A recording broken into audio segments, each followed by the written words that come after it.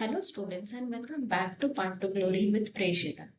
आज आपण तुमचा जो लेसन आहे self help is the only way त्याचे क्वेश्चन आन्सर्स बघणार आहोत. So let start. First question आहे, read the story carefully and describe the changes in the farmers decision.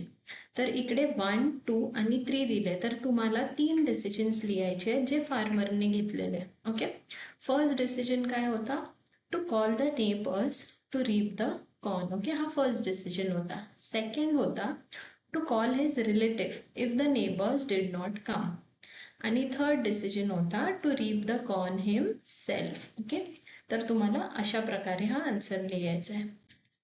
Next question, discuss in pair and find the answers. Where did the family of larks live? Answer, the family of larks lived in a cozy nest in a field of ripe corn. Okay. Second, why did the mother lark go outside? So the answer is to find food for her children. Next, what made the mother lark decide that it was time for them to leave? तर तिने कधी decide केलं? मी already explain केलंय okay व्हिडिओमध्ये. When the farmer decided to reap the corn himself, the mother lark was sure that the farmer will reap it now, as he was not dependent on others. So she decided to leave the nest. Okay. Next, how can you apply the lesson of self-help in your studies or personal goal? तर हे 2 line मध्ये लिहायचा try करा. Okay, 1 marks साठी येणार तुम्हाला. We can complete our work and studies ourselves without depending on others for help. Okay, अजून काही ऍड करायचं असेल तर तुम्ही करू शकता. Do you think the farmer would have reaped the corn if he had relied on his neighbors and relatives? तर तुम्हाला काय वाटतं की जर तो त्यांच्या भरोश्यावर बसला असता नेबर्स आणि रिलेटिव्हच्या, तर त्याचं जे रीप करायचं होतं, ठीक आहे, ते झालं असतं काय? का? Answer बघा, no. If the farmer would have continued to rely on his relatives and neighbors, he could not reap the farm. का? कारण त्यांचे सुद्धा फार्म्स होते. ओके, आणि ते लोक स्वतःलाच प्रायोरिटी देणार ना. He succeeded when he decided to reap his farm himself. तर पॉज करा आणि व्यवस्थित हा आन्सर बघा. Next, what are the characteristics? ठीक आहे, जे कॅरेक्टर्स आहेत त्यांची क्वालिटी काय आहे? तर मदर लार्क कशी होती? She was wise, patient, caring and alert. आता लिटिल लार्क्स कसे होते? Obedient, attentive and innocent. आणि फार्मर कसा होता? The hard working, determined and responsible. Okay. Next question, make sentence with the following phrases. Keep your eyes and ears open. Keep your eyes and ears open while crossing the bridge. असा मी sentence लिहिलाय, तुम्ही सुद्धा बनवू शकता. Second is at any cost. I will submit my workbook at any cost tomorrow. Okay.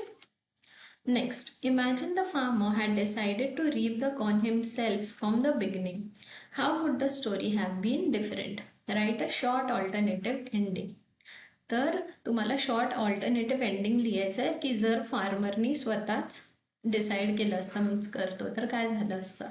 तर बघा, मी इकडे तुम्हाला explain करते मराठीमध्ये.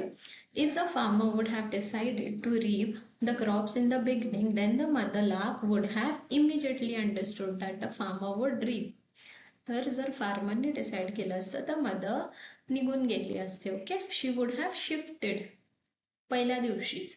The farmer would have completed his work quickly and the larks would have found their home without delay. तर असा तुम्हाला हा आन्सर लिहायचा. Next, recent news reports have highlighted the increasing instances of wild animal entering residential areas, causing fear and disruption among locals. Discuss why these wild animals frequently stray into villages. Collect news cuttings and other informations for reliable sources. तर हे जे आहे ही activity तुम्हाला स्वतः करायची आणि तुमच्या स्कूलमध्ये जे काही आन्सर्स दिले असतील ह्याच्यासाठी नक्की कमेंट करून सांगा. ओके. नेक्स्ट, आर्टिकल्स आहेत. ओके, तर आर्टिकल म्हणजे अ, ॲन आणि the. Okay. Example, is used for a word that begins with consonant sound. Consonant sound म्हणजे काय? A, E, I, O, U. Vowels त्यांना सोडून जे बाकीचे लेटर्स असतात, ओके, त्यांना कॉन्सोनंट्स असं म्हणतात. तर आपण कधी यूज करतो? जेव्हा आपण कॉन्सोनंट साऊंड्स असतात तेव्हा.